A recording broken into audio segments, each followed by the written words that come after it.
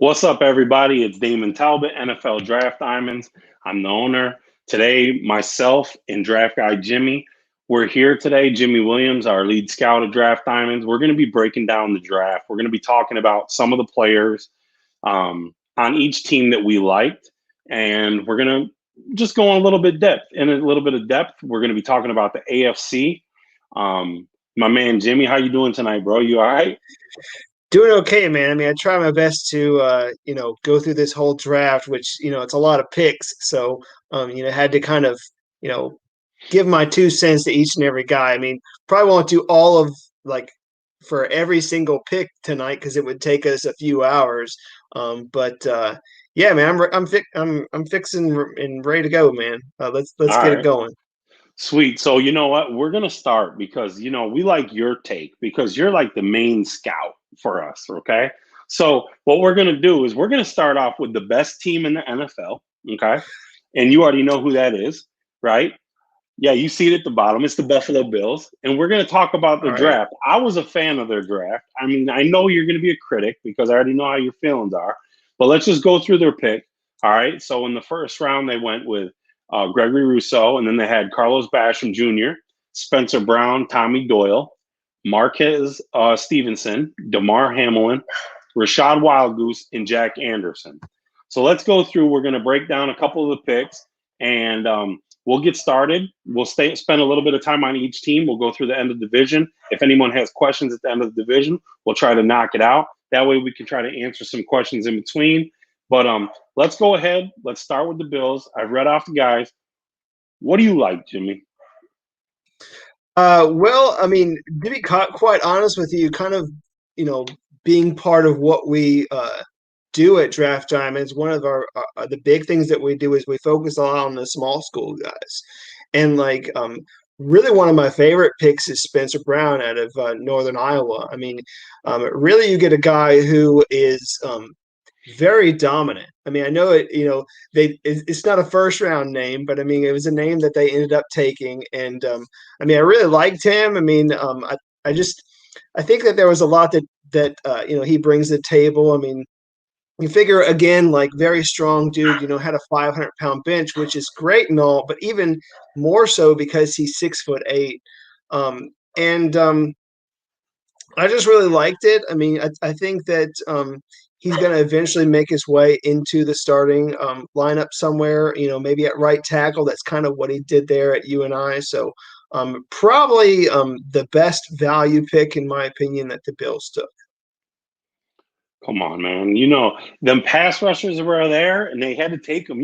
They couldn't get after Mahomes in the playoff game, so I have to give him some mad props. I'm happy for Brandon Beane. Glad we were able to get Rousseau personally. I think Rousseau and Basham, that's going to be a nasty pass rush down the future. I know you're a critic on some of them, but I don't care. I'm saying the Bash brothers, okay, the two guys up front, I think they're going to be nasty in the end. I think we're going to see one of them within the first 2 years. One of them will have a 10-sack season. That's all well and good. I mean, I just think that those guys really, the Bills really didn't need, an edge rusher. But I mean, I think that when you have the opportunity to draft a guy who could very well be an upgrade, like in really both of those guys, because you figure, the edge rushers that you guys did have, I mean, probably going to be parting ways with at least one of them. I think I heard somewhere that if you were able to release Addison or something like that would save you guys some money on the cap. So probably he or the other guy there is going to end up being gone. But Russo is if Russo is out there and healthy, I mean, watch out. I mean, because I know that he can get after it. So. For me, I think the biggest value pick was Damar Hamlin. I think he's a stud. I think he can come in right away, play slot. I think the Bills have a hole there that they could have. I think he can play slot and safety. So I think that'll be their best value pick overall. Obviously I love Spencer Brown, but you talked about him, and I think I agree with you on that. I think in time he will be playing. So what is there any other player? Was there a pick that you feel like was a reach, or do you think, what is your opinion on that? Well, I mean, I think that they had pretty decent draft overall. I mean, we're really not technically giving grades, so to speak, but I mean, value-wise, I think they did pretty good with most of their picks. I mean, I felt like Tommy Doyle was a little bit of a reach for me there. I mean, yeah, it was a fifth round pick, but I mean, I didn't see him going any higher than like the seventh. But I think he did a great job. I mean, he's a very big guy. I mean, you guys invested in like 2 6'8" dudes, so I mean, why not? I mean, if that's the way you guys want to go, get some huge guys there on the front. I mean, that's fine. I mean, Wild Goose is a funny one for me. I mean, I probably wouldn't have taken him, but gotta love the name.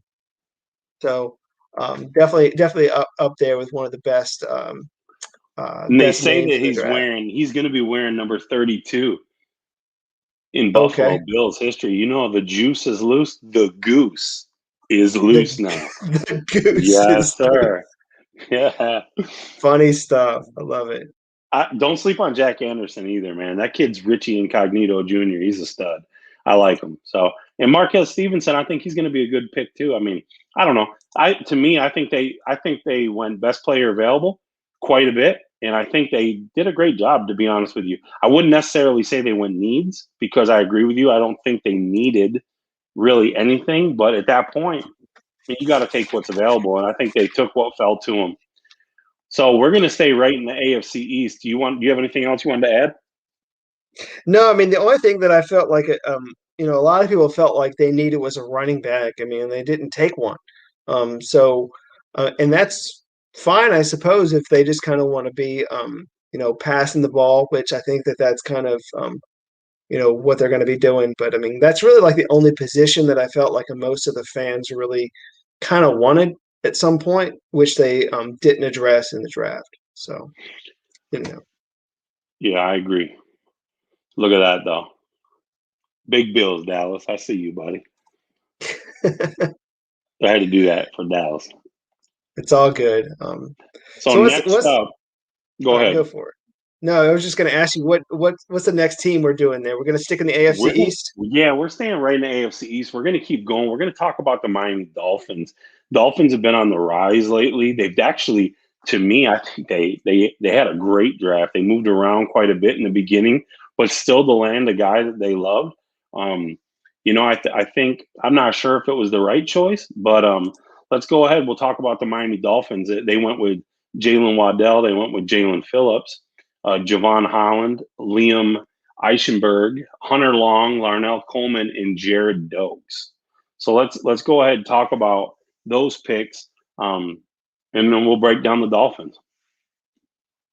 Yeah, I mean, I think a lot of people were wondering there, who's going to be like like the top receiver taken in this draft. I mean, obviously Jamar Chase was, but I mean, Jalen Waddle was definitely up there in that discussion. And they end up taking him and pairing him with Tua, which I think that's a good marriage there. I mean, why not? I mean, reunite the same guys that played together. I mean, shoot, Waddle's an excellent talent, and really just I don't know, probably just lightning. He's just lightning fast. I mean, he's such a playmaker.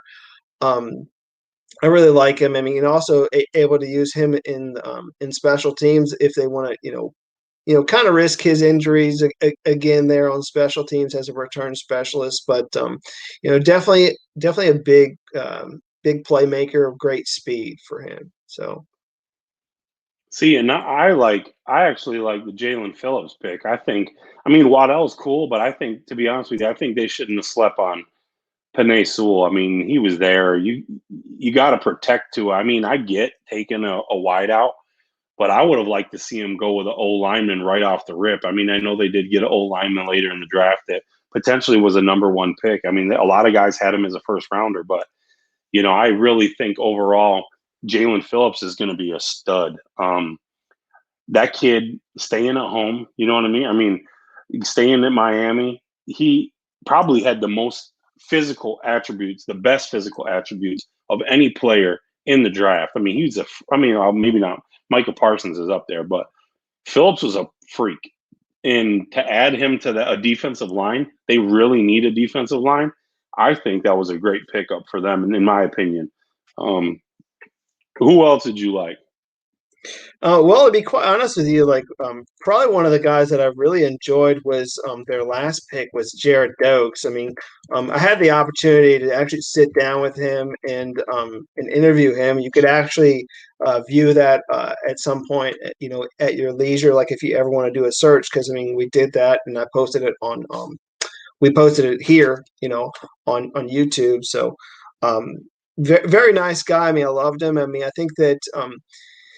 He's a little bit of a bigger back, 230 pound, kind of bruiser. But I mean, he's more than just a big guy. I mean, I think that he's a very good receiver, and really decent value there with their last pick overall. And I mean, I feel like he's going to end up being one of these guys that, he's going to come into the mix at some point during the season. I mean, if you get a guy like him, who you could bring in like on third downs and maybe even short yardage, because I mean, you figure he's going to be your power back as well as a guy that it can take some catches out the backfield. So again, I know it's the seventh round. I know he may not get that much of a look, but he's just one of the guys I really like. See, you know me. You know how much I loved Hunter Long. So to see Hunter Long fall to the Dolphins kind of made me mad. I was hoping my Bills would get him, but Hunter Long is going to end up being a Rob Gronkowski type player. And I think the Dolphins already have a nasty tight end in Gesicki, and now you add Long to the mix. I mean, Dolphins are coming. I'm telling you, they're coming for the AFC East. They're not going to be a pushover. Them days were over. If they can protect Tua, they're going to win games. And I think they're going to compete this year pretty heavily. Yeah, don't get me wrong, man. I really liked Hunter Long. I mean, I think the only issue that I have with it, again, like you said, I mean, they already had Mike Gesicki, so I don't know how they're planning on working things out. I mean, maybe they're doing like some two tight end, like looks there, but I think the fan base may not like Gesicki as much as they probably should, and they may want to move on from him. But yeah, I mean, kind of like you. I mean, I wanted Hunter Long too, but I mean, obviously the Dolphins like them even more. I mean, and really got great value for him where they did, because they ended up taking him. I guess it was like late third. So definitely great value for him. Well, we'll keep going. I mean, we did an interview with Larnell Coleman too, so shout out to him. He was able to take time out of his busy draft process to sit down with us. That was pretty cool. He's a great offensive lineman. I think they got good value with him too. So yeah, I talked to him. I think I want to say he went to the CGS and really did well out there. And you figure a guy like him who, with his size, I mean, you got to, give him the opportunity. I mean, he's such a mauler there on the offensive line. I mean, he was a converted defensive lineman, but has some really great size. I mean, he's got some huge arms. He's got like 36-inch arms, which is crazy. So definitely a lot of potential for him. So yeah, I was able to actually talk to him over the phone. Got a good interview with him. If people want to check that out. Well, we're going to move on to the team that drafted probably maybe the most controversial pick. I don't care what anyone says. The New York Jets. Look, new head coach, new culture, new quarterback. They go Zack Wilson, the second pick in the draft. Turn around, get AVT right in the first, and then they get Elijah Moore. They get double Michael Carters. They get Michael Carter and Michael Carter the Deuce. They get Jamie and Sherwood. They get Pinnock from Pitt. They get Hamza from FSU. They get Brandon Eccles, and then they get Jonathan Mars. I mean, overall, they had a lot of depth in this draft. I like the Carter picks, but my favorite pick, I'm not going to say. I want to see who your favorite pick is first, and then I'll tell you if you stole my thunder. Let's see here. Give me just a second.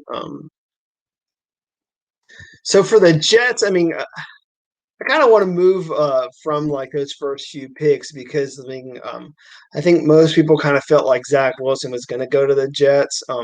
I will say with regards to Zack Wilson, dude is such a baby face, and like if he falters just that much, I mean the media there in New York is totally going to eat him up. But he's definitely going to have to stay on his toes. But when it comes to my favorite pick, I mean, I think that let me see here. I gotta go with Michael Carter, the running back. Oh, Um, so is that the guy that you were no, thinking no, about talking no, about? no. I got to go with him because like I feel like they got great value for him. Where they did because I mean they ended up taking him in the fourth round, and I know a lot of people really liked him. And basically how he can be used on offenses. I mean, he does come in. He is a little bit of a smaller back, about 5'8", 185. So isn't really like a true bell cow that you can give the ball to a lot, but I mean, he is definitely the kind of guy that you can move around and use in a lot of different ways, like as a receiver out of the backfield. I really like him and what he can do for the Jets. I mean, probably even more so than I know it sounds silly, but I almost like him a little bit more than Elijah Moore. It's funny because both of those guys they kind of have the same build. So it's almost like back to back. Like they ended up getting guys that are like almost in the same mold. But yeah, I mean, obviously you get two guys in Moore and Carter. I mean, both of those guys are 4'3", 40 dudes. So I mean, you get as much speed out there as you can. So if that's the kind of offense that they want to run with, that's great. But yeah, I mean, Carter's more of a traditional third down running back, but I feel like he's going to be used in a lot of different ways. So I mean, you figure with Moore and Carter, they probably end up getting two slot receivers. But I really like Michael Carter, the running back, the most here for the Jets. See, you stole my guy. You started talking more and more about him, so I'm leaving Elijah Moore. I'm not going to talk about him. He's a No, that's speedster. fine. He's going to split the. He's gonna take the whole back end off. That dude is stupid fast. So he's gonna. I mean, he is gonna require your attention if you're a defensive coordinator. Guys like Sean McDermott, guys like Belichick, they're gonna have problems with him because he will break your detain and he's gonna cause issues. The Jets, though, their best pick, I think when you look at the kid from Florida State, Hampson, man, that kid, I don't know where you're gonna play him at. If you're gonna play him at linebacker, because I think, to be honest with you, I think he can convert down and play linebacker better than he would be a safety. He's huge. I mean, if that kid can come down and play in the box and cover tight ends, look at the division. I know I'm talking crazy. Look at the division and look at what the best players are. The Bills don't have a tight end. They didn't get one. Dolphins have two now with Hunter Long, I think. And then the Patriots, they have like 14, but they just got Jonnu and they got, what was the other kid's name? They got Jonnu and they signed another kid in free agency, Hunter Henry. Mm-hmm. They go out and get two tight ends. Somebody's going to end up having to cover one of them studs coming out. And now you have the Dolphins with it too. That's going to cause a lot of problems. And I think this kid can actually help you with that problem. I don't know how well he's going to help you because he wasn't the greatest cover, but I mean, cover person, rover, whatever you want to call him. But I think he has the athletic ability and the size to hang with a tight end. Maybe a Hunter Henry. I don't think he'll hang with Jonnu, but you can hang with a Hunter Henry. And hey, look, man, that's half the battle right there if you got somebody that can cover him. Yeah, I mean, they end up getting Jamian Sherwood and Hamza Nasir-Ildeen, which, if you look at their general makeup, I mean, they're kind of like the same dude. Sherwood was 6'2", 216, Nasir-Ildeen 6'3", 213. I feel like one of those guys is probably going to be going to convert from a safety to a linebacker.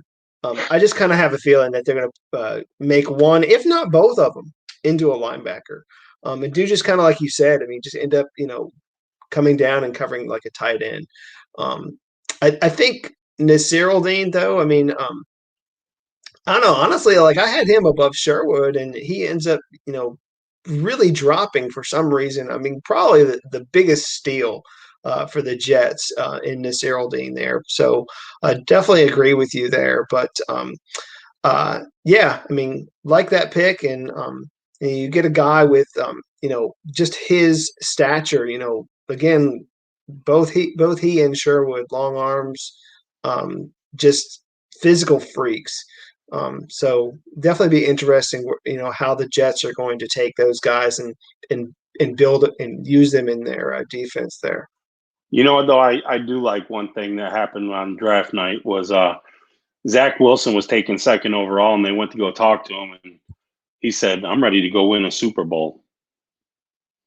I said, "Dang!" I said, "Hey, if he can keep that cockiness and that confidence, you know who he reminds me of? With the jacket, Broadway Joe style." I hope Yeah, I hope it's all wrong because I don't need him going to no Super Bowl, but he sure claimed it like he was going. yeah. I don't know, man. I mean, we'll see. I mean, to be honest with you, like I'm a little hesitant with the Jets like taking Zach Wilson because I mean, and I mean I hate to sound like a downer on it, but it's like they have this one awesome breakout year. And I'm not saying he didn't do a great job. He did a fantastic job. It's just prior to this year, I mean, no one was thinking about Zach Wilson going number 2 overall. So I don't know. I don't know what to say about that, but I mean, hopefully he does well for his sake. So. Well, let's talk about the armpit of the AFC East, the New England Patriots. I had to do that. I'm sorry. You mean that? You mean 20 years. the Cheatriots?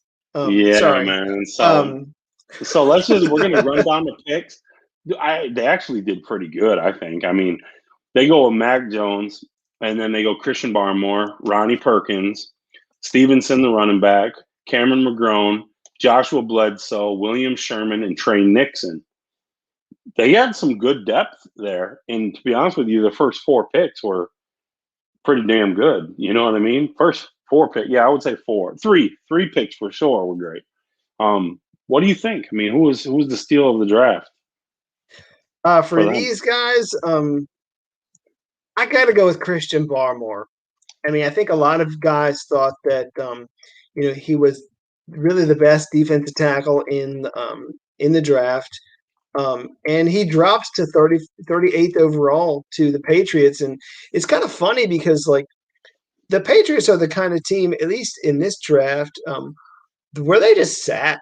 Usually they move a little bit during the draft, but they just kind of sat there and waited. And they got a lot of great guys that just fell to them, and they were just patient.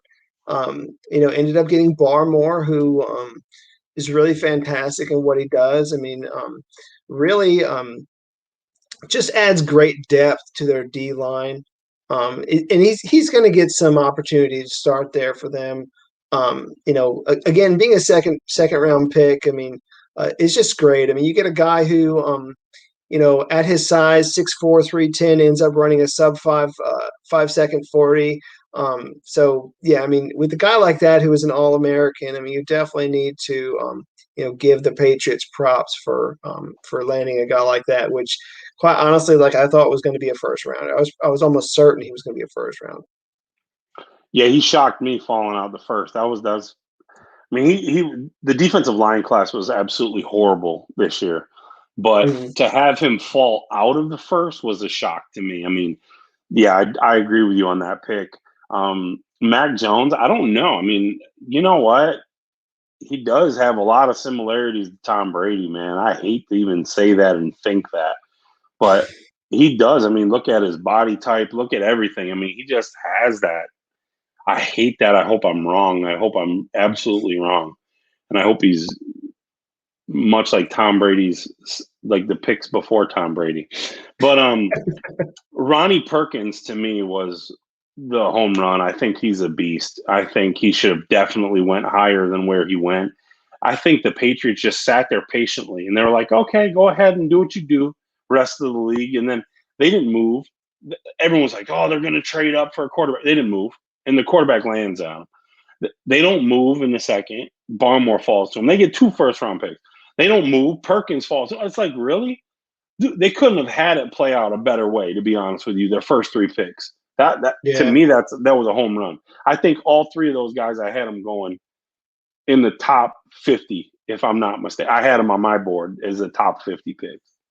So, yeah, Perkins, I think I had kind of just barely hitting that top 50 mark. But yeah, I mean, it was definitely a great value pick for me, them getting Perkins where they did. So definitely agree. Well, we did have somebody that contacted us here. Let me see here. They said, what does Jimmy think, or you, about Mike Greenberg saying the Pats will win the AFC East, man? What do you think about that? To be honest with you, like, I don't know. I mean, I'm not going to put it past them. I mean, you can't put anything past the Patriots these days. I mean, you can't take them lightly. You know, even though they had a down year, it's certainly possible for them to win the division again. But I got to give it to your Bills. Like, if I was a betting man, like, I would give it to the Bills again, because they've got a lot going for them right now. I mean, they've got a lot of young talent. And you got to go with the people that have been there. I mean, Bill's made a deep run in the playoffs, and they're still hungry, man. They still want to go back, and they want to win this thing. So it's going to be hard for me to not pick them to take this division. You made the right choice. Dallas is a Bills fan. So now we're gonna keep going. We're gonna go with the AFC North. And we're going to move right on. We didn't have any other questions, so we'll move right on. And we had Rashad Bateman, Jason Owe, Ben Cleveland, Brandon Stevens, Tylan Wallace, Sean Wade, Dallin Hayes, and Ben Mason. That was their overall draft. I personally, I'm going to go first. Listen, the steal of the draft, you know how I feel about the kid. How is Sean Wade falling to 160? I don't, people must not watch football. They must not watch football. And you know what? They're going to say, oh, he can't play outside, or, oh, he struggled this year. He did struggle this year. He was out of place. He is a slot corner, and he was an animal as a slot corner. If he comes out the year before, what happens? He's a first-round pick. Probably. He decides to come back. I love the Sean Wade pick. I think it's an absolute home run. I think the Baltimore Ravens, you get Marlon Humphrey, and then you're going to put Sean Wade on the other side. I'm telling you, man, the Ravens are going to be nasty in the secondary. I think they're way better off than what they were. And they stole that kid. That kid was a steal, in my opinion. I want to hear your steal. I stole it before you. What? No, it's all right. Yeah, you're like, yeah, I want to jump on top of this. Yeah, I mean, I agree with you that he is a huge steal. I mean, you get a guy who, like you said, I mean, some people thought could have been a first rounder, ends up completely sliding to them, and I love it.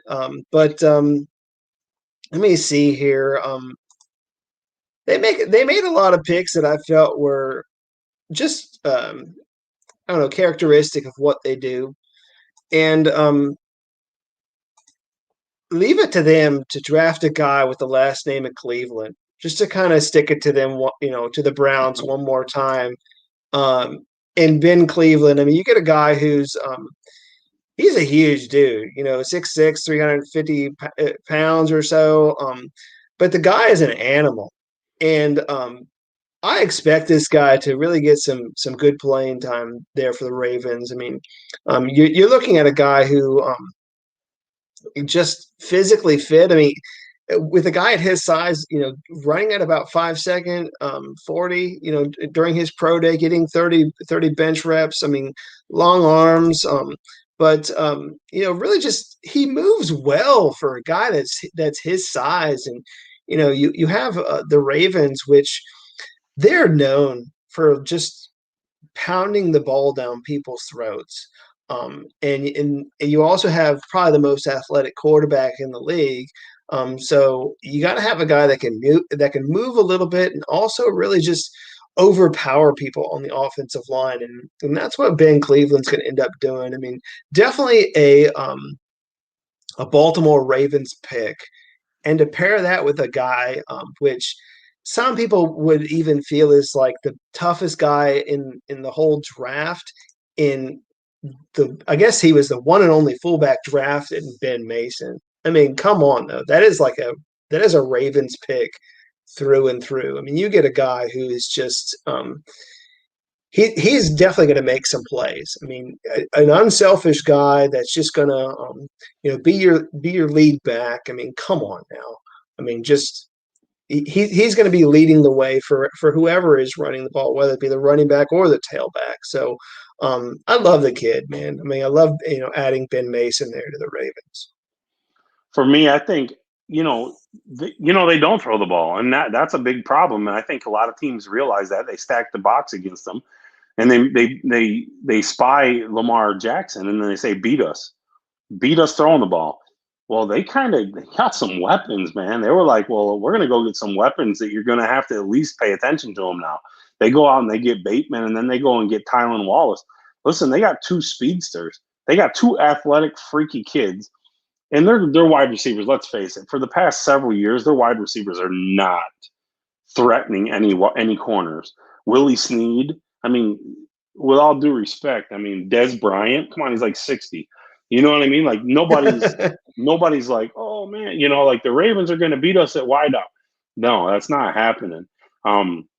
Another freaky pick though. They also went with two DNs. They go with Hayes and Owe. Owe's, I think that's how you say his name, Jason Owe, Mm-hmm. right? Yeah. What a freak athlete, man. But listen, he reminds me of Aaron Maben. So I don't know if that's good or not. No, not really. Fan, so that's not a good thing. But Owe, I mean, you don't run a 4.3 as a defensive end, and he did. That's pretty impressive. Yeah, I mean, just kind of looking at some of those numbers that he was able to do, 4.37 40, 4.21 short shuttle, 6.833 cone, almost a 40-inch vertical. I mean, what position does this guy play? I mean, seriously, like you love guys like that. And I mean, honestly, I feel like he's going to end up and he's a big dude, but I mean, he's going to end up probably playing somewhere. I want to say like outside linebacker. He's not going to be a defense. Yeah, I mean, he's not going to be a defensive end. I mean, he's going to be like the rush linebacker, like the Sam out there.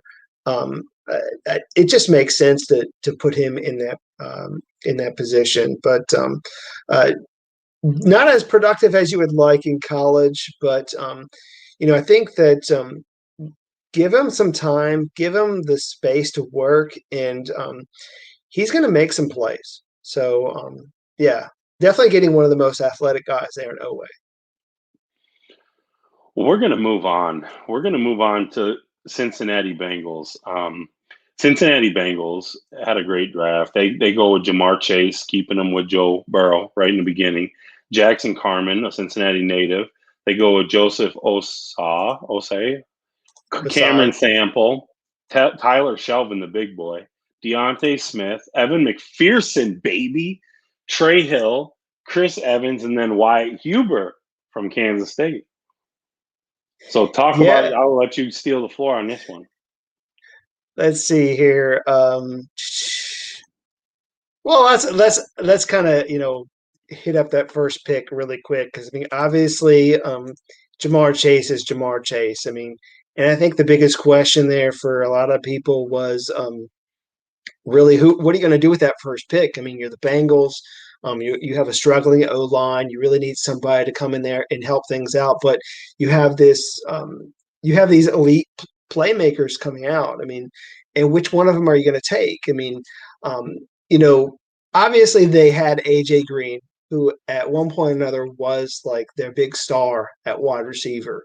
And they say, well, go ahead and go in free agency. We have the opportunity to draft one of these big big dudes in getting Jamar Chase. And, Jamar Chase is awesome. I mean, he's just a phenomenal athlete. I mean, he did opt out this season, which is a little wonky for some people as to how they feel about players that did that sort of thing. But dude went out and demolished his pro day. 4.38 40, 41-inch vertical, 11-foot broad jump. I mean, these are some mad crazy numbers. 23 bench reps. I mean, really just a physical freak. And so you have a guy like him who can easily come in and just boom, day one, be that one receiver out there like that you can always throw to. I love it, man. Go back to that championship game of LSU last season. I mean, he was definitely one of those guys that really stuck out. But I think that the biggest question for a lot of people for the Bengals is what were they going to do on the offensive line? And to be honest with you, like I'm gonna come right out and say it. I think that I don't know if they made the right choice. I don't know if they made the right choice by waiting and getting an offensive lineman like in the second round there. I feel like they could have done a whole lot better than Jackson Carman. So it could be that they're going to regret that pick of getting Jackson Carman because they could have gotten one of the they had their pick of like the top offensive lineman, but they decided to go with the playmaker instead. So I don't know how I feel about that. Well, here's my take. I don't think they need Jackson Carman to shine. I think they got the guy that's going to end up being their starting tackle later on in the draft because he is nasty. Deontay Smith is nasty from East Carolina. They have to put a little bit of weight on him, probably. But when we talk about a physical person, go and look at that Senior Bowl, what he did at that Senior Bowl. He was beating people bad. That guy is going to be a stud. And I'm not just going to talk about him because I did interview him. Great kid, very humble, understands the game. He actually, if you can check that out on our website, draftdiamonds.com, NFLdraftdiamonds.com. Deontay sat down with us, had a great little interview. But my home run pick is that offense can move you down the field and the defense can stop people. But when you need a kicker, you need a kicker. I mean, when you need one, you need one. Right, right. And the Bengals didn't just get a kicker. They got the best damn kicker in the entire draft. And McPherson is my guy. I'm a huge fan. I live right down here near Gainesville too. So, right, I gotta get my shot in there for big old E-Mac. But I'm a McPherson fan. I think that was a studly pick. What do you think? It's a kicker, dude. I mean, I don't have much of a kickers win there. Championships, bro. Look at the Bills, Scott Norwood. Kickers win championships. If we have Evan McPherson, we win the Super Bowl. Well, I mean, I will say that I know it sounds silly, but I mean, I almost felt like the Bengals should have gotten a punter. I mean, no, I'm not joking with you. I mean, because I agree. And I say that because like the punter that they had is in a contract year, and I mean, you're going to be in a situation with the Bengals probably struggling. Who knows what's going to happen with Burrow coming back? I mean, you're going to need a guy who can punt the ball. I thought that maybe they would go with a guy that they're going to have to improve their special teams just for the sake of field position.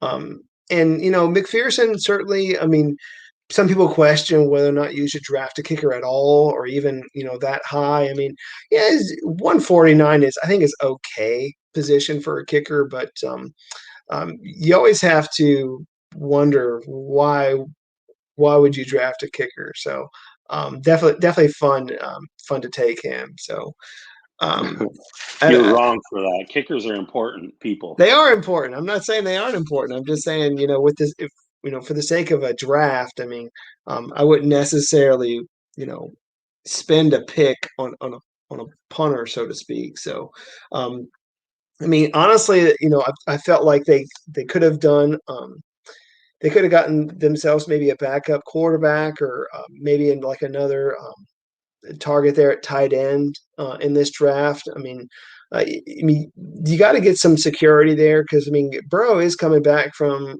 a significant injury, so hopefully he comes back and is very competitive.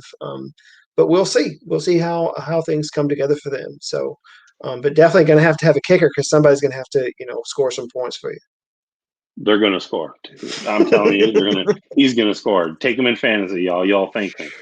Right. Moving on to the Cleveland Browns. The Browns, they go out first round. They take Greg Newsome, and then they go Jeremiah Owusu-Koramoah. It was a hell of a pick. Anthony Schwartz, James Hudson, Tommy Togai, Tony Fields II, Richard LeCounte, and Demetric Felton. This was they went BPA straight across the board. Best player available. They're like waiting at their pick. Clock ticks. They're like Browns, and they're like they ran up to the clock, and we noticed that. What do you think? I know who you're picking is your top guy. Well, obviously, I'm going to go with Jeremiah Owusu-Koramoah. That's the dude. I'm so I don't know, shocked that guy did not get drafted in the first round. 52nd overall for who could be considered like the best defensive player in the draft. And it's just mind-boggling that he ends up dropping that far. And I think the biggest thing might be is his size. 6'1", 220. What is he? Is he a linebacker? Is he a safety? How are you going to work him into your defense? He's an athlete, man. He's a football player, and they're going to find a way to move him around. His versatility is just fantastic. He can come down, and be like an edge rusher, or drop back into coverage. Really, read running back and quarterback, and just move very well. He's a disciplined tackler too. He's really one of the best, coming out. Just a great, linebacker overall. He did win the Dick Butkus Award this past year. And yeah, absolutely the best pick that the Browns could have made. And quite honestly, they probably could have taken him in the first round, and no one would have batted an eye. I agree. And you know what? Listen, they're trying to stack that team up. They want to win. Browns are not playing. They are a team this year. I think is one of the most improved football teams. Period. This year, they're trying to win. They go out. They get Jadeveon Clowney to go with Myles Garrett. Now you add Jeremiah. JOK you are right. He is a freak. He can play anywhere on the field. Their linebacking core is the most piss poor, I think, on their team. I think if you go through the team, that was their biggest problem. And now you're there's a biggest need, definitely. Oh yeah, absolutely. So. And then you get the best one of the best. I think he was the best linebacker, to be honest with you. So I was shocked myself. I don't know if it's his weight. They say he's too light or what, but that kid that was a studly pick. The pick that I really loved for the Browns though was Felton. Demetric Felton, that late, 211. I'll tell you what, Felton, not the fastest guy. Get that. You know what I mean? Had a bad RAS score. He got drugged because of his RAS score on Twitter. But listen, it doesn't – Jerry Rice would have had a bad RAS score, okay? Demetric Felton has the ability to pull away from people and to make people miss. I don't know what it is. If you watch his route running – because they play him in different areas. Some people, they play him in running back. Sometimes they'll split him out and let him run route. He was shredding people at the Senior Bowl. That's why he was picked 211th overall. Still with a horrible – he did not have a good pro day. And he was still picked 211. So, obviously, he didn't run Anthony Schwartz speed to run in the old 4.2 40 banger, right? But Felton's going to make more plays than Anthony Schwartz. Watch what I tell you. He's going to, right. And you know it. Well, Felton, he played everywhere, man. He was a running back, and then, again, he ends up going to the Senior Bowl, and they're like, well, let's put you at receiver here because I mean this might be your best fit, and boom, like he was like really doing a great job at the Senior Bowl. So I like it, man. I mean, I like that because I mean, you could. He's just such a gadget player. I mean, you could do anything you want with him, and also use him as a return specialist. I mean, anything that you want to do with him. I mean, he's going to make a lot of plays. Yeah, was there anybody on there that you kind of shook your head at? I don't think so. I think the Browns had overall a great draft, and to be honest with you, I was pumped for the draft for them. Yeah, I mean, I think generally they did okay. I mean, there are a couple players here and there that I think were just a tad bit of a reach, but I mean, overall, I think they did a pretty good job. I mean, some people question Richard LeCount because like he really had a very bad 40 in a 4.83 as a defensive back, but if you turn on his film, he's pretty good. So I mean, the Paris Ford effect. Their gameplay, their football players. Right. Well, Paris Ford went undrafted. Right. But LeCount did not because I mean, obviously you're playing in the SEC. You made all SEC first team. I mean, you went out there and did something. I mean, and it shows that you're really working hard out there. Trying to make a lot of plays. But I like. I think that pick, even though it is a slight bit of a reach, isn't really that bad. He does need to improve a little bit, but he's very versatile. Like they can really move him around a lot in their secondary. Maybe move him in at nickel, and he'd probably be just fine there. But that'd be probably the only one that I was a little, concerned about as to whether or not that was a reach. I mean, that was a little bit of a reach for me. Okay. I don't think it was a reach, but moving on to the Pittsburgh That's Steelers. Fair. Pittsburgh Steelers, they get Najee Harris, they get Pat Freiermuth, they get Kendrick Green, Dan Moore, Buddy Johnson, Isaiah Loudermilk, Quincy Roche, Trey Norwood, and Presley Harvin III, baby. Oh, we got to get a punter, man. A punter, yeah. Oh, let me take one more look here. I'm gonna go first, and I'll go first. Yeah, go for it. I won't steal your thunder. I promise. I will steal your thunder. It's all good. I'm going with two players that I absolutely love. I had the pleasure to sit down with Quincy Roche. That guy, I don't know why he fell to 216. I don't know if he killed somebody in his pastime or kicked a dog, or I don't know. But how he fell to 216 upsets me. He was the most genuine person I interviewed the entire year. I called you right after the interview. Do you remember? Yeah, man. And I told you, you were happy with that one. He was the nicest kid. Like, I mean, he came straight out and he said, "Man, you know what, man? I suffered from Tourette's as a child, and I had to fight through that." And man, I mean, he didn't have to tell me that. You know what I mean? Like it was a real moment. And he was like, that was the biggest adversity that I've ever had to suffer, trying to know where I'm at and hold my ground. So I'm not, going out of context or, it's pretty amazing. This kid falls there. And then I got to give him Najee Harris is an absolute beast. And then he has to go to Pittsburgh. Of all places, like they love to run the ball. You're gonna have to face him 40 times a game, and he can absolutely murder you in like 3 touches.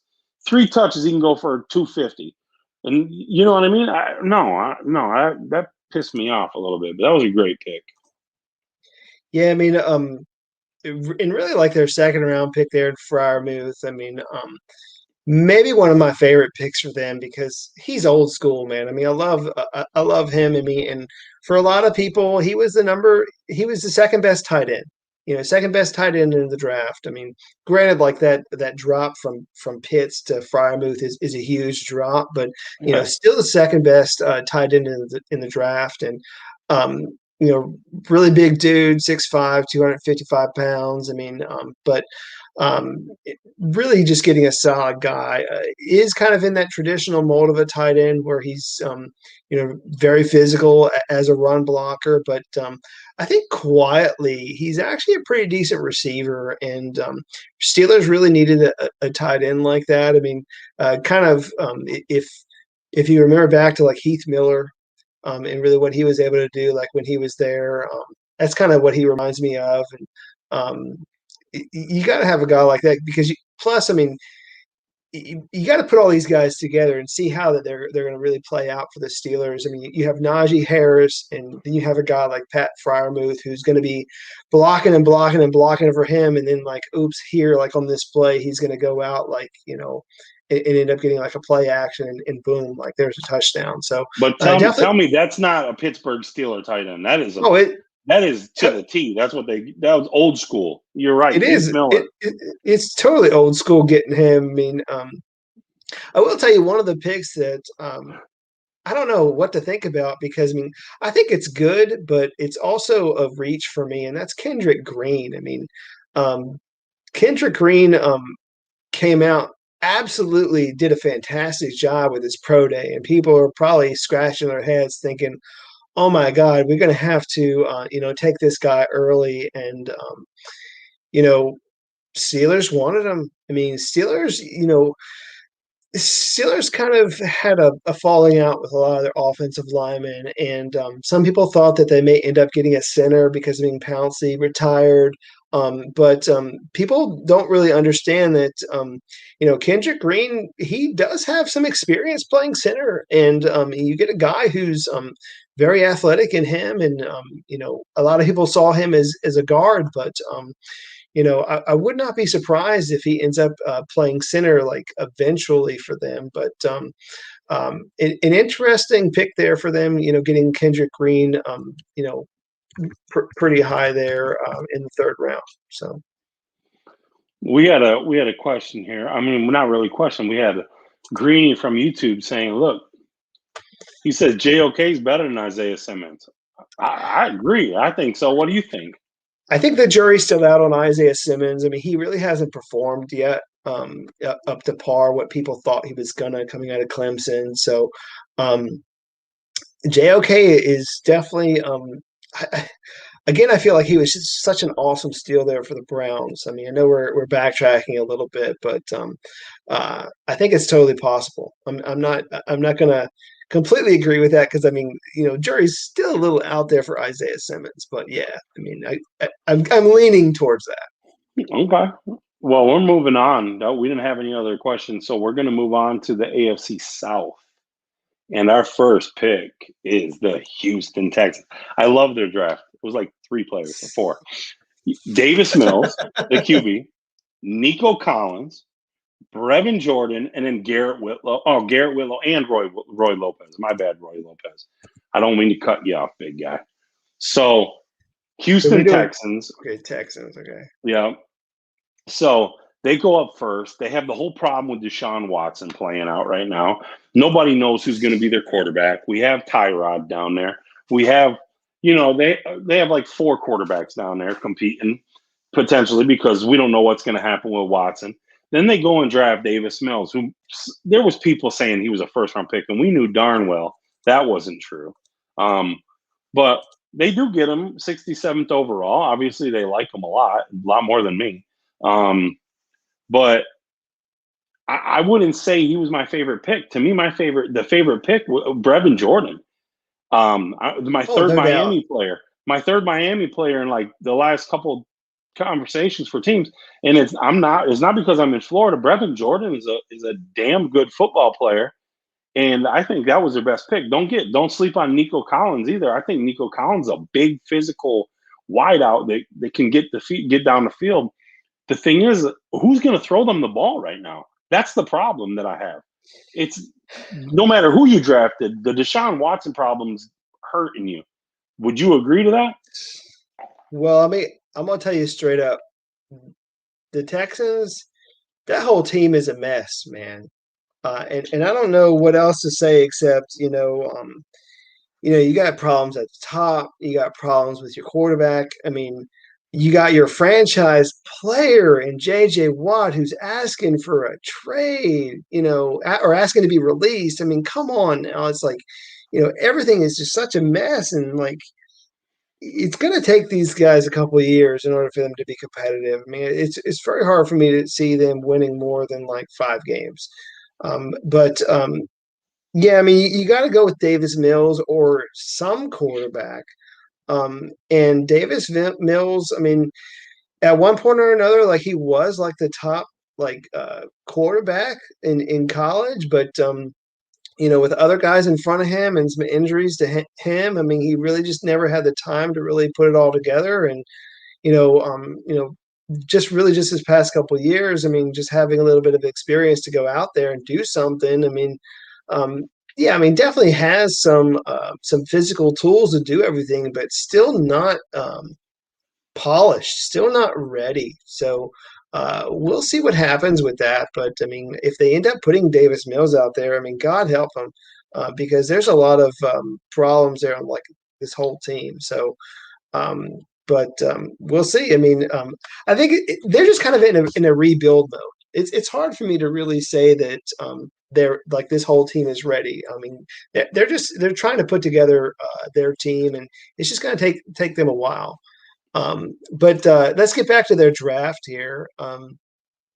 Who, aside from Brevin Jordan, which I kind of agree with you there. Let me see. I don't know. I mean, what is it? 1, 2, 3, 4, 5 dudes. That's it, man. I mean, just they signed like 60 free agents though. yeah, I mean, they signed like everybody. They're like, oh, there's a linebacker, get him. You know what I mean? Yeah, so you said it best. They're in a rebuild, so they're trying to find out who's going to stick, who's going to. Roy Lopez is an interesting prospect. That's a big dude. That's no doubt, dude. Man. I love that dude, but I mean, just as well as I do that this whole defensive tackle class was kind of meh. So I mean, getting him, I think is okay. But I mean, listen, he's no J.J. Watt. No one's J.J. Watt, and it's going to take them several years in order for them to make up for the fact that he's gone. And you can't put that kind of a burden on Roy Lopez. I mean, yeah, he's a great athlete. Put up 36 bench reps at his pro day. Did a very good job there at Arizona, but I mean, again, just a struggling team. I mean, outside of Brevin Jordan, I thought Garrett Waller was okay. I mean, it was a decent pick for them. It's still a little bit of a reach, but I mean, you're getting a guy that's probably going to be a fantastic special teams dude. So, and just kind of put him out there and allow him to do his thing. I mean, whether or not you keep him there at linebacker or move him to safety. I mean, he does well in dropping into coverage. So, we'll see what they do with him. I mean, you figure Garrett Wallow had almost 300 career tackles there at TCU. So very, very excellent player out there for the Horned Frogs. But I mean, I think that he's going to have the opportunity to really, get some plays in there at some point or another. Probably outside of Brevin Jordan, probably my favorite pick for them. Okay. We're moving on to the Colts. I think Chris Ballard knows a thing or two about football. Chris Ballard has always been he's been a follower of Draft Diamonds for years. He's a great dude. And, they took my favorite small school wide receiver. I'll let you talk on him because I think, I don't want to take away because I know that you'll probably speak about him, but the Colts go Kwity Paye. Dio, yep. They go with Kylan Granson. They went Sean Davis, Sam Ellenger, and Mike Strawn, and then Will Fries from Penn State, man. You actually got to sit down with him, right? I did, man. I mean, he's an interesting player for sure. So, but let's just kind of start really with the guy that you're kind of feeding me with, and that is Mike Strawn. I mean, listen, a guy his size with his athleticism, it doesn't come around that often. I mean, you have a guy who's literally training to run in the Olympics for the Bahamas, who's 6'5", almost 230 pounds, just a freak of an athlete, running like a 4.4. Really just I don't know, man, has a lot of physical tools there, and you gotta love a guy like that and give him the opportunity. I mean, but the other thing too is you get a great dude. I mean, he's not gonna he's not like the diva, so to speak, that you get stereotypically from players of his position. I mean, very humble guy. Really like him. I mean, and just like having him on the team. Um, I tell you one thing though, the pick before him, I feel the need to talk about Sam Ellenger, because obviously the news was his brother was found dead, and I don't know, man. I got to pray for that dude and his family. I mean, it's a lot of heartache there happening in his family for sure right now. So definitely pray for the Ellinger family. But I will say that Sam Ellinger is good. He's a good pickup for them. I like the idea of bringing him in, because you figure, I don't know, man. Bringing in Carson Wentz is all well and good, but I mean, Ellinger he's gonna give you some competition there at quarterback.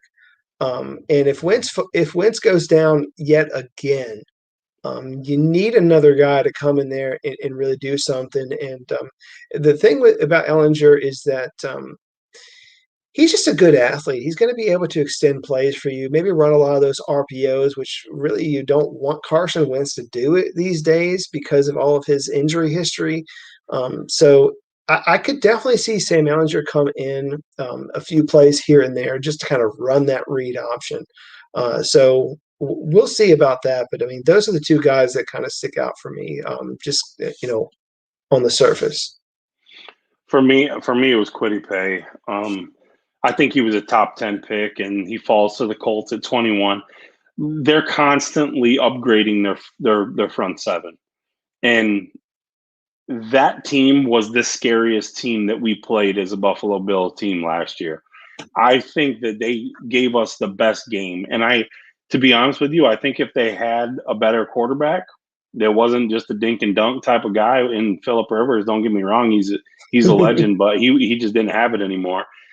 I think if they have a younger quarterback, they could beat us. You know what I mean? And that defense was already gross, and now you're going to add another pass rusher that I think was a top 10 pass rusher, and he falls to you at 21. I think that was a home run for the Colts. I don't disagree with that pick. The one pick I kind of like shake my head at is Kylan Granson. I didn't really know a lot about the kid. I mean, I had to go, but I'm going to be honest, I had to go and start Googling. I'm like, who? I remember when I got the text that I had to tweet it out. I'm like, what school is this kid at? Like, somebody texted me Rice, somebody texted me this. I'm like, I was clueless. I think I spelled his name wrong twice in tweets before I got it right. I mean, it was rough. That was a rough pick. I guess. Hopefully he shines for the Colts' sake. But I didn't know who the hell he was. Did you? Yeah, I mean, I knew of him. I mean, it really, if you look back into him and his history, I mean, he's kind of grown a little bit, quite literally, since coming to college. I mean, because he comes in at like a wide receiver body and ends up, coming out at 242 pounds. I mean, he's a very athletic guy. I mean, and can move around. So he is going to kind of be that move tight end. I mean, he is very similar to Brevin Jordan, although I think a little thicker than Brevin Jordan. But he's the kind of person that really is just going to be moving around a little bit, maybe just kind of going to be your lead blocker and such. But I don't know. Again, like you, I mean, that's probably the biggest reach for me in this draft for them. I mean, I will kind of back up to the pick before him, though, in Oda Yingbo. I know you didn't know how to say that, but Oda Yingbo from Vanderbilt, like, Yes, dude is a huge reach, but I will tell you, the only reason why he's a reach is because of his Achilles injury. If that guy does not go down with an Achilles injury, he's a first round draft pick. And that's kind of how I see him. Um, I mean, when you get a guy his size, 6'5", 276 pounds, as an edge rusher, the guy's phenomenal. Ends up with 31 career tackles for loss. I mean, definitely able to get into the backfield and cause some havoc there. I love him when he's healthy, and maybe if he has to sit for a little while, and maybe in 2022 comes out, that could be the steal for them in this draft is Odeyingbo, like if he's healthy. So yeah, I mean that'd be my sleeper steal for them in Odeyingbo. All right. Well, we're going to move on to the Jacksonville Jaguars because we already know their first pick. I mean, I love it, but Trevor Lawrence goes number one, and then they go and they get Travis Etienne, and then they get Tyson Campbell, and then they get Walker Little, and then they get Andre Cisco, Jay Tufele, Jordan Smith, Luke Farrell, Jalen Camp. Did the Jaguars miss? I don't think so, man. Like I think they got like everybody that they wanted, like everything really. And even some guys that are developmental that they don't need to play right now. But they got a lot of people. Um, yeah, I mean, The one pick that really shocked me, to be honest with you, Jimmy, dude, yeah, Jalen Camp. What a specimen that kid is, man. I watched this film. That kid's AJ Brown, yeah, he's a DK monster. Metcalf style. He's a monster, man. Like it's crazy because I think the reason why he goes in the sixth round is because of his level of production. He doesn't have a lot of production there. Can we go Ends back up to where he played college at? Yeah, he went to Georgia Tech. I mean, and Georgia Tech, at least Elvin Johnson traditionally, didn't have a lot of production. yeah, I mean, Georgia Tech, at least before this past season, really wasn't a passing team. They've been running triple option forever, but I mean, and then like 2019, he missed half the season with an injury. So I mean, Jalen Camp is this big, question mark unknown as to like what in the world is this guy going to end up doing at the next level. It definitely has measurables off the charts, but we'll see how he develops, man. I mean, he's definitely one of those guys that is interesting. Um, Kind of backing up a little bit to some of their other picks, though. Um, Definitely, had to have Trevor Lawrence, ATN, Clemson dudes coming in, really, um, really keeping guys that are buddies. I will say the one question mark I had was Walker Little coming out of Stanford. Being drafted in the second round. Um, I don't know how I feel about that because I mean he's coming off of a really bad knee injury. I mean it's a dislocated knee in 2019, and then of course with the Pac-12 kind of putzing along, coming in and playing some games last season. I mean he ends up just opting out. So you figure 2 years trying to heal up. Is he completely healed? I don't know, man. I don't know if I really make that pick for him. I mean, I didn't really want to draft him that early in my mocks. I mean, he ended up going. I want to say in like the late third or fourth for me. I just think that there's a huge reach for him. I mean, especially for a team where you don't know what's going to happen there on that offensive line. I mean, they did re-sign Cam Robinson, which I think a lot of fans were scratching their heads. Why in the world are we going to re-sign him? But they end up getting Walker Little. If Walker Little gets back to where he was, where he is a freshman, I guess All American, look out. I mean, but again, it's risky for me. Like I don't know if I really make that pick. Okay. Well, how about Tufele though? I mean that USC kid falling to 106. I think that was a great pickup. I actually had him my first mock draft last year. I had him in the top 17 picks, I think. So to me, I mean, to get him in the top 100, like I said, the D tackle class sucked. Jaguars, they need offensive line help and they need defensive line help. And I think anybody and everybody that watches games can see that. When they had a great D line, Jags were one of the nastiest teams in the NFL. And they need to build that again. And I think they're going to have a pretty good offense this year because a lot of the guys are going to be young. But I'm telling you, I like that pick, but I love the Jalen Camp. I think that was a home run. Cool. Where are we going next, man? What team we want to talk about next? Well, we're going to talk about the Tennessee Titans. All right. And we're gonna finish out the South with the Titans here. With the Titans, they went Caleb Farley, 22 overall, and then they go small school, a little small school mojo for us. We get Dylan, Big Dill Bob, right? And we'll talk about him. I know you're going to talk about him. We got Monte Rice at the 92nd, Elijah Molden, which I think was a great pick, Des Fitzpatrick, Rashad Weaver, who's already been arrested, Racy McMath, and then Brady Breeze, another guy you interviewed on Draft Diamonds on a Zoom interview.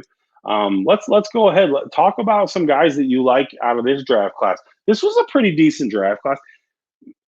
A couple reaches in there, I would say, but I think there's some good value here. Go ahead. Let me talk about the last guy I interviewed, and it's kind of funny because like that's how I talked to him about it. It's like, Brady, you're probably going to be the last guy I interview in this draft class, and we're just kind of joking about it a little bit. But he's an interesting prospect, so to speak, and listen, he's a good kid. I love him. He really fits in there for the Titans very well. He kind of gets forgotten there in that Oregon secondary, and with a lot of great talent around him, and guys like Holland and Graham and Lenore. I mean, you get a lot of great defensive backs coming out of Oregon this year, and he completely gets forgotten. But something that you can't forget is that Brady Breeze was the MVP of the Rose Bowl last season, and really just did a great job there. This whole season for a lot of guys was a little wacky because, again, Pac-12 coming in late was the big news, and he kind of decided early on, you know what, man, like you guys are putzing around. I'm gonna just I'm going to just declare because, I mean, how much can I do? How much more can I do, here? I mean, and leaving out on the highest of high notes of being named the MVP of the Rose Bowl. I mean, come on. I mean, there's no really better way to go out other than a national championship. But, Brady Breeze is a good dude. I didn't really see him getting drafted, but he is a good pick there for them. I mean, I like it, and certainly a worthwhile interview to go back and listen to if guys want to do that. There are a couple other guys that I can talk about here, but I don't want to steal too much from you. So no, you can go ahead. I'm going to talk about their first round pick, so you can go ahead and talk about anybody else. Gotcha. So let's talk about Dylan Raidens. From North Dakota State. Let's talk about him. I mean, I think so many people wanted to talk about their quarterback, but I mean, really the reason why that quarterback was so successful was their offensive line. I mean, their offensive line was stout and full of stars. And Dylan Raidens is definitely the one there that a lot of people thought was going to be drafted high. Not just a small schooler, but definitely a great talent there. Listen, for the Titans, they ended up drafting a guy in Isaiah Wilson. You remember this? I mean, they drafted Isaiah Wilson, and then of course they find out, oh God, we screwed up. We drafted Isaiah Wilson, and so they end up trading him for pennies because they knew that he wasn't really good for them. But I mean, Raiden's is exceptional.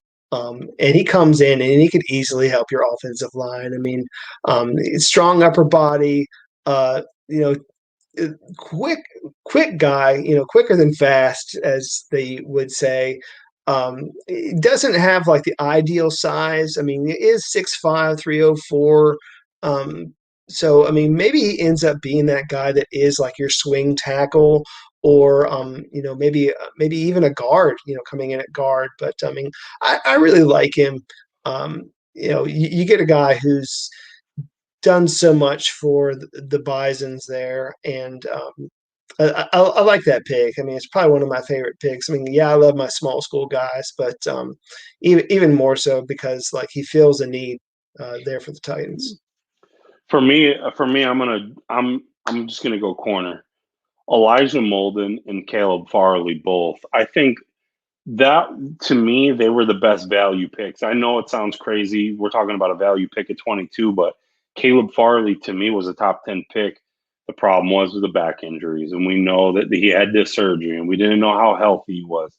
The kid's a freak athlete. I mean, that's clear as day. We've seen that on his film. You can see that, and then you've seen that before his surgery. You've seen that when he runs a 4.2. He's definitely a freaky athlete. Great cover corner. A little cocky, but I like that. But then when you go to Elijah Molden, I think you're getting two players. They got rid of Adoree Jackson. They got rid of Malcolm Butler. You need younger guys. They went out and did that. Listen, we know they can run the ball. They proved that they can run for 400,000 yards. All right. They proved that. They've made Ryan Tannehill look like a freaking good quarterback again. So they proved that. But can you stop the team you're playing? That's a problem. And now the Titans are getting two young corners that I think are legit. They can come in and play. And I think overall, I think they're going to end up being the stars of this draft. I think it's going to be their corners. Yeah, and don't leave Des Fitzpatrick short either. I mean, yeah, maybe a little early for most people, but I mean, really stood out in the Senior Bowl, and I mean, could be a good steal for them in the long run. Probably not going to be a steal just yet for the Titans because, again, like we kind of mentioned, I mean, you're getting a guy who's probably not going to get as many targets because they run the ball a lot. But I mean, I like it. I think it's a decent pick. Definitely a good pick. We did have one question for the AFC South. Do you think Luke Farrell's got some untapped receiver ability? Well, I mean, he went to the Jags. Yeah, it's all right. Let me go back to my notes here. So give me just a second. I think most people, when they think of Luke Farrell, because of his production, they don't really think of him as a receiver. Let's just be honest here. But I do think that where they did, where the Jacksonville Jaguars did take him, was good value. I mean, they got him at 145, which is pretty decent. I don't know to answer that question with regards to him as being a kind of a sneaky receiver. I don't know because he was used more so in that blocking, setup there for them. I mean, I don't think he had that many catches at all. Thinking back to it, so we'll see. It's hard for me to say anything more about Will Ferrell. Not Will Ferrell, Luke Farrell, than just as a blocking tight end. So, but definitely has a lot of athletic ability. I mean, you gotta love guys like him. Obviously play basketball in high school like a lot of good tight ends. Great size, 6'6", 250. So, yeah, I mean, I think he's going to do what he is supposed to do there for the Jaguars, and he's going to be mainly a blocker. Okay. Well, we're going all the way to the West now. It's late. All right. West guys, they want to know what's going on. We're going to the Denver Broncos. And Your Gosh. favorite player in this draft was selected by the Broncos. We're going to go Hells right yeah. through, though. We're going to go through. We got Patrick Surtain. We have Javonte Williams. We have Quinn Miners, Baron Browning, Kaden Stearns, Jamar Johnson, Seth Williams, Kerry Vincent Jr., Jonathan Cooper, and then Marquise Spencer. So where do you want to start? And I'm willing to bet that you want to start in Wisconsin Whitewater.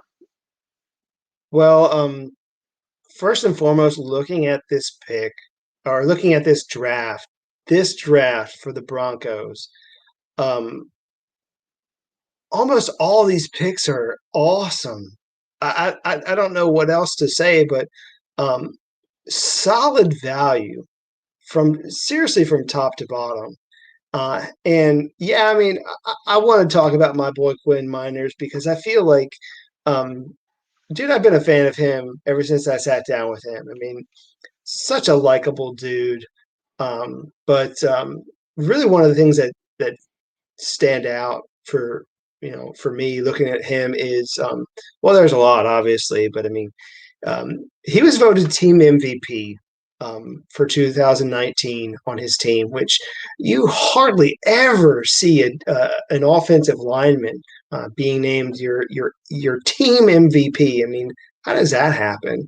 But definitely has had like he checks a lot of the boxes. Really, the only box he doesn't check is level of competition. But Wisconsin Whitewater is, really each and every year, like in that competition for the championship at the Division III level. So I mean, it's not so bad. But Quentin Miners, he's got a lot going for him. I mean, he's got a wrestling background. He's got an excellent track and field background as a thrower. You're talking about a leader, a very likable guy. He's been interviewed by everybody. So I'm so thankful that I was able to actually interview him before he got popular back last summer.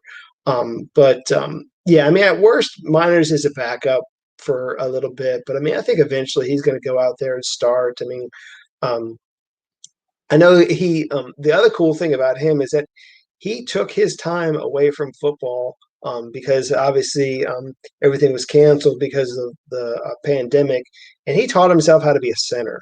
And you gotta love that. You gotta love his drive and determination to get to the next level. And dude was able to go out and do well in Senior Bowl practices so much so that he wanted to play injured, and they're like, no, no, no, don't injure yourself even further. You're good.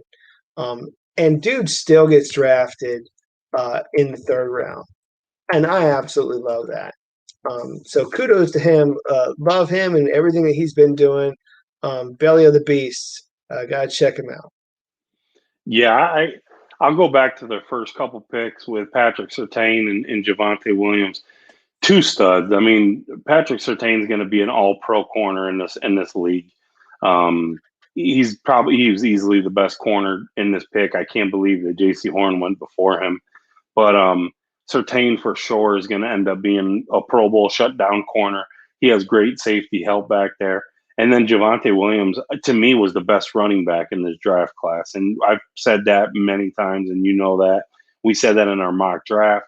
I like Javonte Williams. I feel like he is a ground and pound type of guy. I think he can punch you in the mouth. You watch that Miami game, he showed it that he can punch in the mouth. And another player that I really love in this pick, who I think should have been considered a lot higher, Kaden Stearns. Um, Mm. I really fell in love with this kid's film. I like the way he played the game. Then, obviously his two younger brothers were at Houston Baptist playing wide receiver in Jareth and Josh. But, I was able to watch this family grow, and I really like Kaden Stearns a lot out of Texas. And I feel like he was a home run pick for them at 152. I would have definitely, if I was drafting, he would have been a player that I would have easily taken in round two, and I wouldn't have cared what the fans or people thought. Yeah, I mean, again, like I said before, a lot of great picks at least value wise. I mean, they got a lot of great value. I mean, just kind of looking down everything else. Baron Browning, um, really at 105. I think that's fantastic value. I mean, Browning's got a lot of measurables that you like there as a linebacker, 6'3", 245. I mean, really the ability to be moved around everywhere, either in the middle or out there as an outside linebacker, even as a pass rusher. So he's got everything that you really need. So yeah, definitely like him and what he can do. Other excellent values.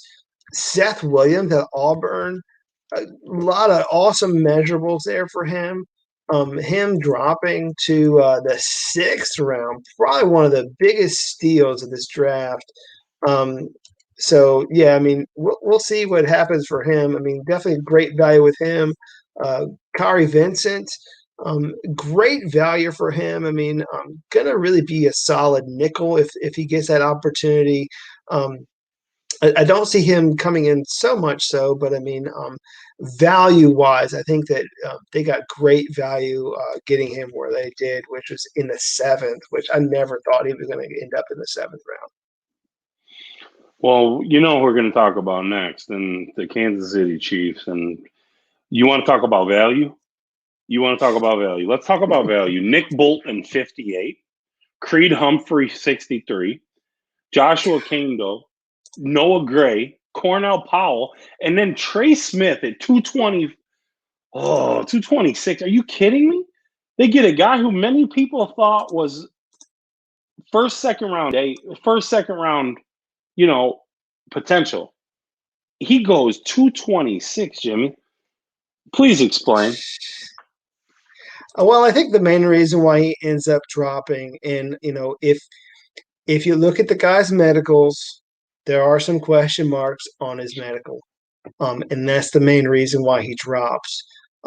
He had a blood clot issue a while back ago, and some potential heart problems that were flagged. So that's part of the reason why he drops really drastically. I mean, if those problems aren't there, this guy gets drafted probably in the 2nd round. I mean, he's that good.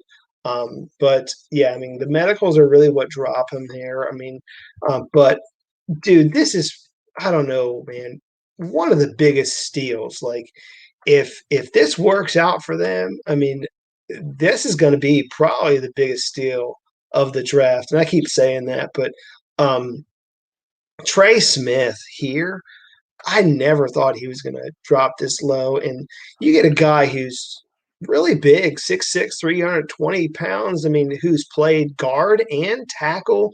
And you figure, the Chiefs, they needed some help on their offensive line. I mean, they got rid of a lot of good players, and Trey Smith could be a guard, could be a tackle, could do a lot of things for you. I mean, guy has tallied up several pancakes. I mean, he's got 41 career starts in college. So you figure, even despite those medical problems, like, it didn't hinder him so much because, I mean, he had so many starts in college. So, yeah, I mean, I think he's probably one of the better picks for them. But going back to another offensive lineman with excellent value, Creed Humphrey, dude. I mean, got it. Oh my God. I mean, getting Creed Humphrey for the Chiefs. I mean, probably again one of the better picks of this draft. I mean, God. I mean, just the best center falling to you. Geez, man, like, it's just amazing. I mean, I thought that Creed Humphrey was seriously going to be drafted higher, maybe even a 1st round pick, and he ends up going to the Chiefs. Jeez, man. I love the kid, man. I mean, I think he's what everybody wants as a center. The only thing I think people might be a little funny with him is he's left-handed. But I mean, the guy, I mean, one of the things that I was able to find was he actually has 93 career pancake blocks. That's just pretty crazy. Impressive. Yeah. That's just but here's the thing, though. Geez. Patrick Mahomes is never going to run again. He Did you doesn't have notice, to. like, they're not letting him run for his life ever again. They went No. out and spent everything to get that line right. Oh And then yeah. but look though, I'm telling you, Nick Bolton, that's a hell of a pick. That kid's an animal. He has a high motor, can get around. I thought he could have been a first round pick, and they gave him at 58. And then Cornell Powell, who we sat down with, I interviewed him. I'll tell you what, that kid is big, physical, and can run routes. And he wasn't slow. He had a decent pro day. Cornell Powell's a guy that you're going to keep an eye on. He's going to be the Sammy Watkins replacement. And I think that's a great pick for them. But they came out with one thing on their mind, Jimmy. Patrick Mahomes is our franchise quarterback, and we will protect him because them days of him running for his life are over. Heck no, man. You get the big beefy dudes up there. I mean, they traded for Orlando Brown. I mean, brought him in. I mean, they signed the Patriots kid, the offensive guard from the Patriots. Get Kyle Long in free agency. Draft these two meatheads. Are you kidding me? Oh, yeah. The damn Chiefs. Another 10 years. they're the new Patriots. Well, let's not go that far, but yeah. I all right, you. So we're going to my favorite draft class, the Oakland Raiders. I don't care. You can call them Las Vegas all you want. They're Oakland to me. All right. And they go out and make their pick, and their Twitter loses it, bro. They're like, they suck. Mayock, and he needs to go back to TV. And listen, that's going to be. Do you remember a couple years back, the Buffalo Bills drafted a quarterback named Josh, 7th overall, and their fan base went bananas, including me. You remember that? Mm-hmm. Yeah, that's Raiders. I did too, man. I never thought he was going to be as good as he was, but I mean, shoot, like what a I wanted Josh Rosen so bad, but let me tell you something. Alex Leatherwood is the steal of the draft. He is the best offensive tackle. I miss on quarterbacks. Everybody knows I miss on quarterbacks. I said Landry Jones would be good. I miss on quarterbacks. I very rarely miss on offensive linemen. I'm telling you, Alex Leatherwood is an animal. He will be the tackle that you've wanted for many years, Raider fans. And not only him, not only did they get him in round 1, you know they got my biggest steal in my biggest sleeper in Nate Hobbs. Them two guys right there was like, if I had Mike Mayock in front of me, I'd hug him. John Gruden, hug him, because they made great choices. The rest of the guys, I don't even care. I don't even care who they drafted. They drafted 2 potential Pro Bowl football players in Nate Hobbs and Alex Leatherwood. Who do you like, Jimmy, on their draft? Or am I just crazy? Well, the only other guy that I would mention, really, I mean, there are a lot of other guys here, but I mean, I got to mention Trevon Mulrig. I mean, getting the best safety, and again, I'll say the best safety in the draft at 43 overall. I mean, that just sucks for everybody who's got to play them. I mean, I never thought he'd go that far, and really ends up doing well. I mean, just a solid overall safety that can do everything for you, whether, really playing both positions. I mean, really just he's the kind of safety that he could be a difference maker for you on your defense. And, listen, I mean, the Raiders, they've been trying their best to build their team, at every single position, and they get probably again, the best safety in this draft, and he can do anything that you ask him to. I mean, his athleticism is off the charts. I mean, he's strong, he's fast, he's physical. Also a team captain, with excellent leadership, which they need as well there in their secondary. So, really, just a phenomenal pick there for the Raiders in getting the safety out of TCU. Yeah, Malcolm Kuntz is a guy, too, from Buffalo that's a great pass rusher. several teams that I talked to in the beginning of the year had him as a second round draft grade. And then he ends up going, 79th overall. So for the Raiders to get a guy who, let's be real, the last time they took a Buffalo pass rusher was a pretty damn good move. Getting a guy like Malcolm Koonce could end up being a steal for them as well. They had a good overall draft. I think their fan base needs to calm down a little bit. Take a chill pill and trust Draft Diamonds, because Mike Mayock works for us. Might as well. He's drafted all my steals, man. But Right. It's funny, man. So we're going to the final team of this edition, the AFC edition. We've talked about every team except the Chargers. And the Chargers, they come in, they have Rashaan Slater, Asante Samuel Jr., Josh Palmer, Trey McKitty, Chris Rump, Brendan James, or Jaimes. I don't know if it's Jaimes or James. Jaimes. Nick Neiman, Larry Roundtree III, and then Mark Webb. Pretty good. You know what I'm saying? Pretty good group. What do you think, man?